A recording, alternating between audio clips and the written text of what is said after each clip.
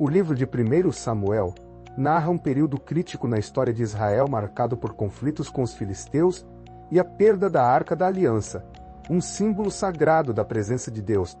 A narrativa se inicia com a batalha em Ebenezer, onde Israel sofre uma derrota devastadora e 4.000 homens são mortos. Diante da crise, os anciãos de Israel tomam uma decisão desesperada: trazer a Arca da Aliança de Siló para o campo de batalha, acreditando que sua presença garantiria a vitória. A chegada da arca causa grande júbilo em Israel, mas o que era para ser um trunfo se torna um fardo.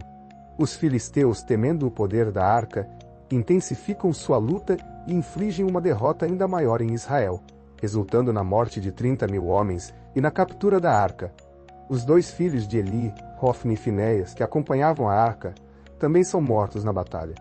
Os filisteus vencem os israelitas, e veio a palavra de Samuel a todo o Israel. E Israel saiu à peleja contra os filisteus e acampou-se junto a Ebenezer. E os filisteus se acamparam junto a Afec. E os filisteus se dispuseram em ordem de batalha para sair contra Israel. E estendendo-se a peleja, Israel foi ferido diante dos filisteus, porque feriram na batalha no campo os 4.000 homens. E voltando o povo ao arraial, disseram os anciãos de Israel: Por que nos feriu o Senhor hoje diante dos filisteus? Tragamos de Siló a arca da aliança do Senhor, e venha no meio de nós, para que nos livre da mão de nossos inimigos. Enviou, pois, o povo a Siló, e trouxeram de lá a arca da aliança do Senhor dos exércitos que habita entre os querubins. E os 2 filhos de Eli, Hofni e Finéias, estavam ali com a arca da aliança de Deus. E sucedeu que, vindo a arca da aliança do Senhor ao arraial, todo o Israel gritou com grande júbilo, até que a terra estremeceu. E os filisteus, ouvindo a voz de júbilo, disseram: Que voz de grande júbilo é esta no arraial dos hebreus? Então souberam que a arca do Senhor era vinda ao arraial. Por isso, os filisteus se atemorizaram, porque diziam: Deus veio ao arraial, e diziam mais: Ai de nós! Tal nunca jamais sucedeu antes. Ai de nós! Quem nos livrará da mão desses grandiosos deuses? Estes são os deuses que feriram os egípcios com todas as pragas junto ao deserto. Esforçai-vos e sede homens, ó filisteus, para que porventura não venhais a servir aos hebreus, como eles serviram a vós. Sede, pois, homens, e pelejai. Então pelejaram os filisteus e Israel foi ferido, fugindo cada um para a sua tenda. E foi tão grande o estrago que caíram de Israel 30.000 homens de pé. E foi tomada a arca de Deus, e os 2 filhos de Eli, Hofni e Finéias, morreram. Então correu da batalha um homem de Benjamim, e chegou no mesmo dia a Siló. E trazia as vestes rotas e terra sobre a cabeça. E chegando ele, eis que Eli estava sentado numa cadeira, olhando para o caminho, porquanto seu coração estava tremendo pela arca de Deus. Entrando, pois, aquele homem a anunciar isto na cidade, toda a cidade gritou. E Eli, ouvindo os gritos, disse: Que alvoroço é esse? Então chegou aquele homem apressadamente, e veio e o anunciou a Eli. E era Eli da idade de 98 anos. E estavam seus olhos tão escurecidos, que já não podia ver. E disse aquele homem a Eli: Eu sou o que venho da batalha, porque eu fugi hoje da batalha. E disse ele: Que coisa sucedeu, filho meu? Anine de Noindá. Então respondeu o que trazia as notícias e disse: Israel fugiu de diante dos filisteus, e houve também grande matança entre o povo. E além disso, também teus 2 filhos, Hofni e Finéias, morreram, e a arca de Deus foi tomada. E sucedeu que, fazendo ele menção da arca de Deus, Eli caiu da cadeira para trás ao lado da porta, e quebrou-se-lhe o pescoço e morreu. Porquanto o homem era velho e pesado, e tinha ele julgado Israel 40 anos. E estando sua nora, a mulher de Finéias, grávida e próxima ao parto, e ouvindo estas notícias, de que a arca de Deus era tomada, e de que seu sogro e seu marido morreram, encurvou-se e deu à luz, porquanto as dores lhe sobreviram. E ao tempo em que ia morrendo, disseram as mulheres que estavam com ela: Não temas, pois deste à luz um filho. Ela, porém, não respondeu, nem fez caso disso. E chamou ao menino Icabode, dizendo: De Israel se foi a glória, porque a arca de Deus foi tomada, e por causa de seu sogro e de seu marido. E disse: De Israel a glória é levada presa, pois é tomada a arca de Deus. Os filisteus, pois, tomaram a arca de Deus, e a trouxeram de Ebenezer a Asdod. Tomaram os filisteus a arca de Deus, e a colocaram na casa de Dagon, e a puseram junto a Dagon.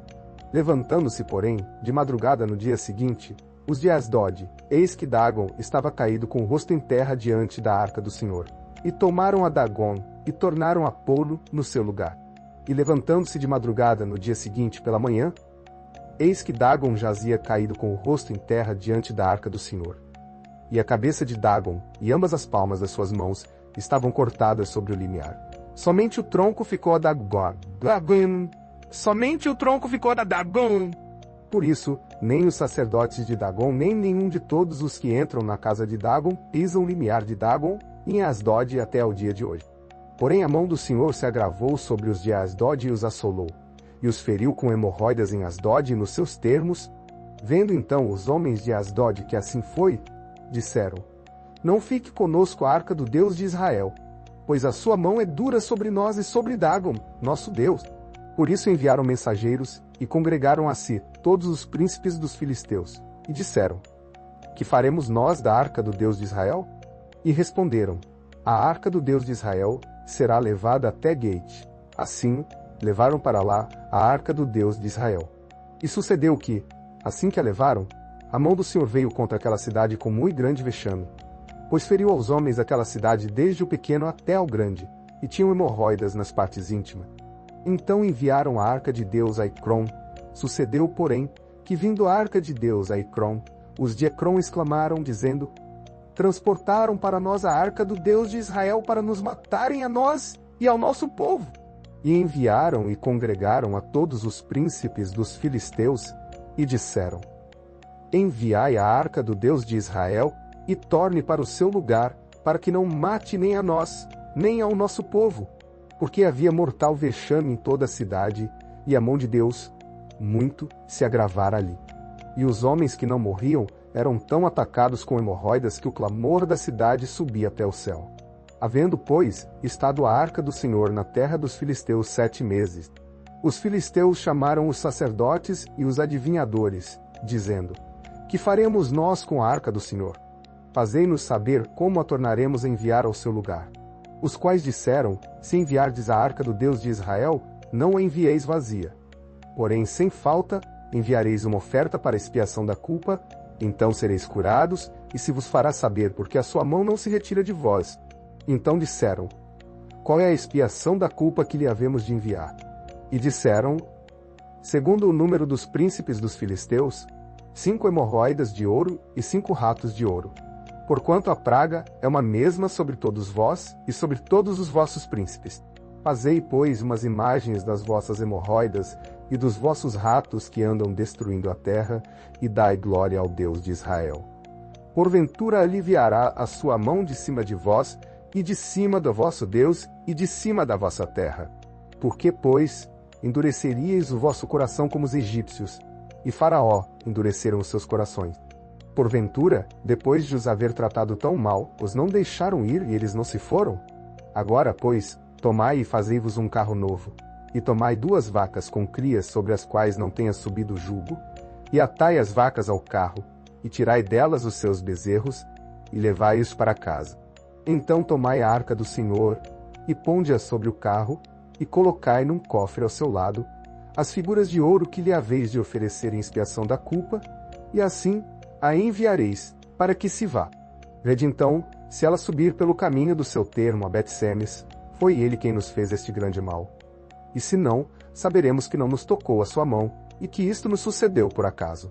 E assim fizeram aqueles homens, e tomaram 2 vacas que criavam, e as ataram ao carro, e os seus bezerros encerraram em casa. E puseram a arca do Senhor sobre o carro, como também o cofre com os ratos de ouro, e com as imagens das suas hemorroidas. Então as vacas se encaminharam diretamente pelo caminho de Bet-Semes, e seguiam o mesmo caminho, andando e berrando, sem se desviarem nem para a direita nem para a esquerda. E os príncipes dos filisteus foram atrás delas até ao termo de Bet-Semes. E andavam os de Bet-Semes fazendo a cega do trigo no vale, e levantando seus olhos, viram a arca, e vendo-a, se alegraram. E o carro veio ao campo de Josué, o Bet-Semita, e parou ali, onde havia uma grande pedra, e fenderam a madeira do carro, e ofereceram as vacas ao Senhor em holocausto. E vendo aquilo, os 5 príncipes dos filisteus voltaram para Ecrom no mesmo dia. Estas, pois, são as hemorroidas de ouro que enviaram os filisteus ao Senhor em expiação da culpa, por Asdod uma, por Gaza outra, por Ascalon outra, por Ecrom outra, como também os ratos de ouro, segundo o número de todas as cidades dos filisteus pertencentes aos 5 príncipes, desde as cidades fortificadas até as aldeias e até Abel.